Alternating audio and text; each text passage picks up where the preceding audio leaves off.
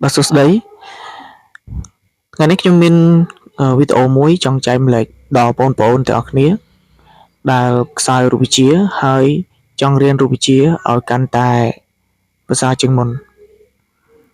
តើតើជាមួយនឹងមុខវិជ្ជាផ្សេងៗមិនថាគណិតក្តីរូបក្តីគីមីក្តីឬក៏មុខវិជ្ជាផ្សេងៗទៀតគឺយើងតែងតែចង់ធ្វើឲ្យមុខវិជ្ជាហ្នឹងគឺជាមុខវិជ្ជាដែលយើងស្រឡាញ់ហើយដើម្បីឲ្យវាទៅជាមុខវិជ្ជាដែលយើងស្រឡាញ់បានតើតែយើងរៀនហើយយល់ពីវាអញ្ចឹងមុខវិជ្ជាទាំងអស់នឹងទៀតសោតគឺជាមុខវិជ្ជាដែលមានភាពលំបាកហើយនិងភាពងាយស្រួលផ្សេងៗគ្នាហេតុអ្វីបានខ្ញុំនិយាយបែបនេះមានន័យថាវាសុទ្ធតែមានល្បិចបាទសុទ្ធតែមានល្បិចរៀងៗខ្លួនរៀងៗមុខវិជ្ជាទាំងអស់គឺសុទ្ធតែមានល្បិចទាំងអស់ល្បិចហ្នឹងមានន័យថាការដោះស្រាយលំហាត់ឬក៏ការកណនាអីផ្សេងៗគឺវាមានវិធីផ្សេងៗហើយនឹងការរៀនផ្សេងៗគ្នាកលេចមកមុខវិជ្ជាដែលលោកគ្រូផ្ដោតថ្ងៃនេះគឺមុខវិជ្ជារូបវិទ្យាអញ្ចឹងវីដេអូនេះគឺខ្ញុំចង់ផ្ដោតទៅលើបងប្អូនដែលខ្សោយមែនតើខ្សោយរូបវិទ្យាហើយមានបំណងថាចង់រៀនរូបវិទ្យាឲ្យប្រកែកដូចគេអញ្ចឹងមុខវិជ្ជារូបវិទ្យានេះគឺជាមុខវិជ្ជាដែលកណនាលំហាត់មិនមែនជាមុខវិជ្ជាទន្ទិញទ្រឹស្ដីនោះទេអញ្ចឹងដើម្បីអាចប្រកែកបានតើតែយើងចេះកណនាលំហាត់អញ្ចឹងការកណនាលំហាត់នេះគឺពិតជាសំខាន់ណាស់តើតើជាមួយនឹងមុខវិជ្ជារូបវិទ្យានឹងឯងហើយសួរថាតើធ្វើយ៉ាងម៉េចដើម្បីឲ្យចេះកណនាលំហាត់គ្រូផ្សេងតែងតែលើកទឹកចិត្តឲ្យគ្នាយើងនឹងអនុវត្តលំហាត់ឲ្យកាន់តែច្រើន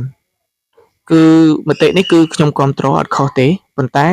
ខ្ញុំមានមតិផ្សេងការធ្វើលំហាត់ឲ្យច្រើនគឺវាល្អហើយប៉ុន្តែសួរថាតើការធ្វើលំហាត់ច្រើនហ្នឹងគឺយើងបានយល់ពីលំហាត់ហ្នឹងអត់បាទសិស្សភាគច្រើនគឺ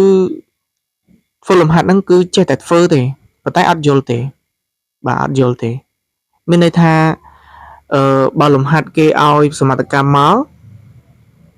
កកខគអញ្ចឹងទៅពេលដែលឲ្យមកគេឲ្យរកឧទាហរណ៍ថានៅក្នុងថ្នាក់ទី7យើងមានលំហាត់តកតងជាមួយនឹងបន្ទុកអគ្គិសនីគេឲ្យកណនាបន្ទុកអគ្គិសនីហើយយើងអត់ដឹងថាដោះស្រាយតាមណាទេបាទយើងអត់ដឹងថាដោះស្រាយតាមណាទេអញ្ចឹងគ្នាយើងតែងតែពេលដែលបានលំហាត់ហើយតែងតែសួរគ្រូលំហាត់នេះដោះស្រាយដូចលំហាត់មុនដែរមែនបាទខ្ញុំតែងតែជួបតកតងមួយសំណួរបែបហ្នឹងមានន័យថាពេលដែលខ្ញុំដាក់លំហាត់ទីហៅថាបរៀនមេរៀន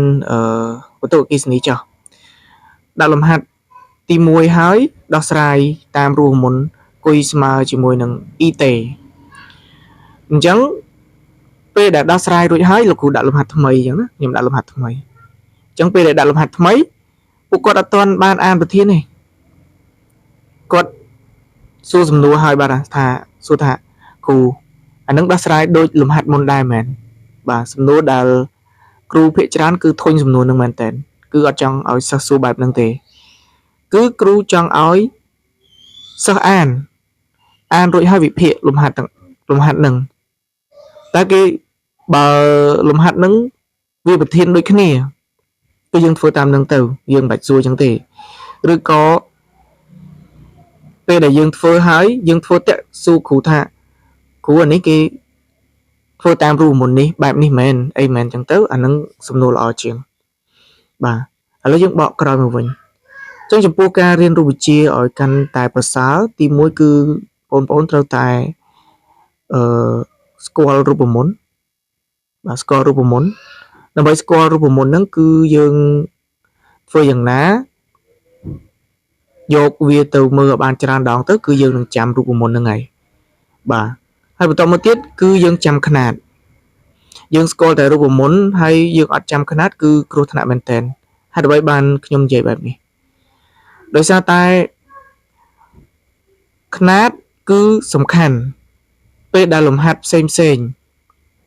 លំហាត់ផ្សេងដែលដាក់មកឧទាហរណ៍ថាពីមេរៀនថ្នាក់ទី7សំទោសឥឡូវយើងនិយាយថានៅមេរៀនថ្នាក់ទី8ធម្មពលអគ្គិសនីនៅក្នុងថ្នាក់ទី8របស់យើងគឺតាំងដោយអក្សរ W អញ្ចឹងឬក៏អក្សរ W ប៉ុន្តែពេលដែលឡើងទៅថ្នាក់ទី9ធម្មពលអគ្គិសនីរបស់យើងគឺតាំងដោយអីគេតាំងដោយអញ្ចឹងវាគ្រោះថ្នាក់យ៉ាងម៉េច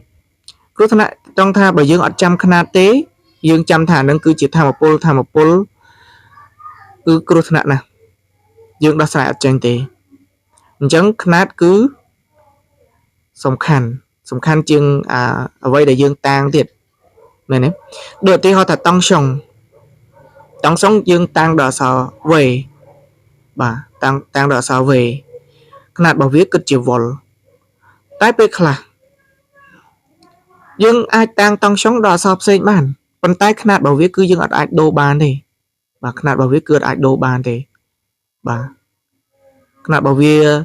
តង់សុងຂະຫນាតគិតជាវ៉ុលគឺនៅតែវ៉ុលជាដរាបបាទហ្នឹងគឺបែបហ្នឹងអញ្ចឹងຂະຫນាតសំខាន់បន្តមកទៀតពេលដែលយើងចាំຂະຫນាតចាំរូបមន្តរួចហើយគឺយើងត្រូវចេះទាញសមាមាត្រការចេះទាញសមាមាត្រហ្នឹងគឺសំខាន់មែនតើបើបងប្អូនអត់ចេះទាញសមាមាត្រទេគឺគ្រោះថ្នាក់បាទលំហាត់គឺមិនមែនមានតែមួយច្រកទេគឺមានគ្រប់ច្រកបាទអញ្ចឹងមានន័យថាបើឧទាហរណ៍ថាលំហាត់តកតងជាមួយនឹងម៉ូតូអគ្គិសនីគុយស្មើជាមួយនឹង ET បាទគុយស្មើជាមួយនឹង ET ហើយគេអត់រកគុយទេគេចង់រក E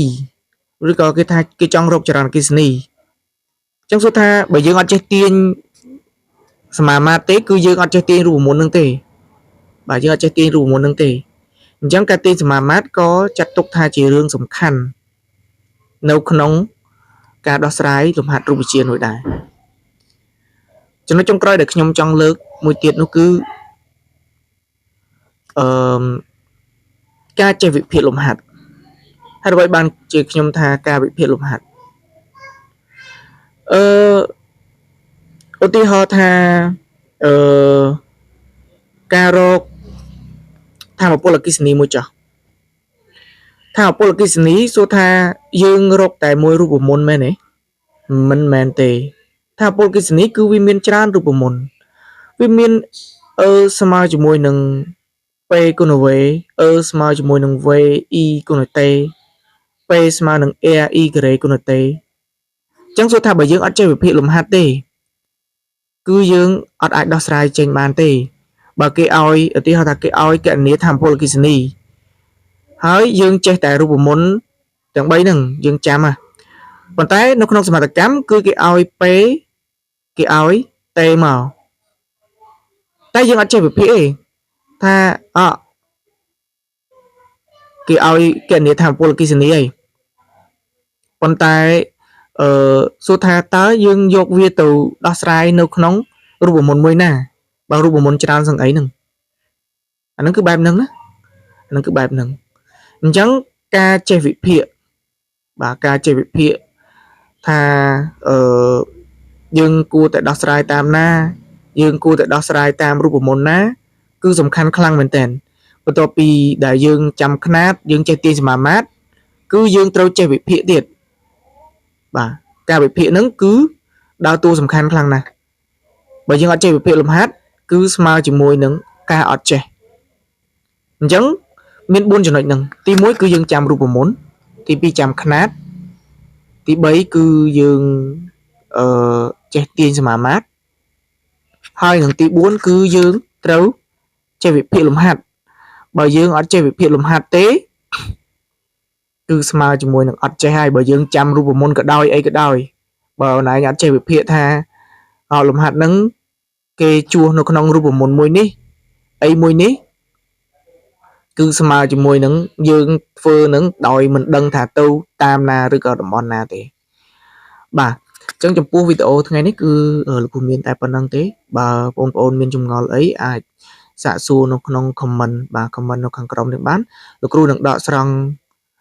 សំណួរបងប្អូនដែលតកតងជាមួយនឹងសួរតកតងជាមួយនឹងមុខវិជ្ជារូបវិទ្យាណាលោកគ្រូនឹងដកស្រង់ comment បងប្អូនយកមកធ្វើការឆ្លើយនៅក្នុងវីដេអូបន្តទៀតបាទអរគុណ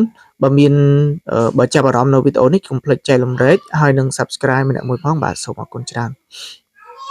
ជួបគ្នានៅក្នុងវីដេអូក្រោយទៀត